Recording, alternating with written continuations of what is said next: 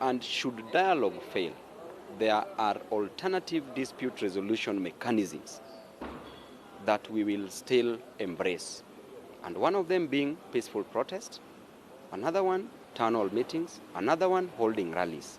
As you can see, by virtue that Kenya Kwanza picked a member of the Jubilee Party to be part of that bipartisan committee, shows you that they are doing it in bad faith.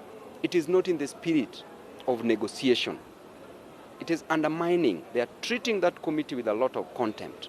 But who are having a challenge in this situation are the Kenyan citizens. This issue must be resolved as a matter and must be treated as a matter which is very important and urgent. And the roadside declarations which are being made by Mr. Rigathi are very unfair, are belittling and undermining the sovereignty of Kenyan citizens. And I want to remind him that he should stop such roadside declarations, because this nation is not about him as Rigathi.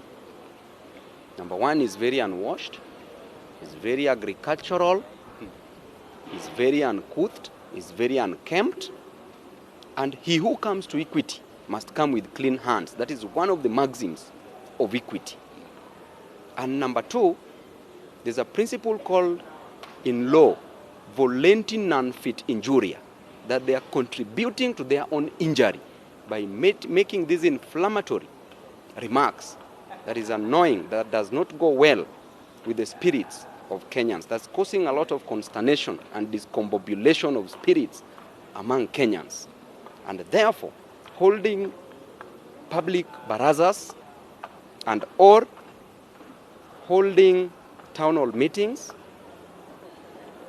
only satisfies one of the requirements of the principles of war, that negotiate. As you negotiate, you advance. So as we negotiate, we advance. We will not abandon the talks first, because the talks are already starting. We want to see what they bring in the talks. Should the talks fail, then we have an alternative, which is the streets. The alternative are the people. Let the people decide for themselves what is good for them. To answer that is very simple. We have issues that we raised, issues of concern, issues that affect the common mwananchi. Number one being the cost of living, the price of unga, which must come down, because it is part of the issues of concern that are affecting the lives of Kenyan citizens directly. Number two, issue of IBC is very fundamental, because development should never come before democracy. Or rather, democracy should come first. Should come first, then development to follow. Why? Because you can never separate politics from economics. The economy of this state, the economy of a nation, is dictated by the political activities of that nation. Or rather, the political activities of a nation are determined by the economic activities of a nation are determined by the political activities of that nation. Electing poor leadership leads to poor development. Therefore, what we must go for first is the cost of living. Secondly is IBC.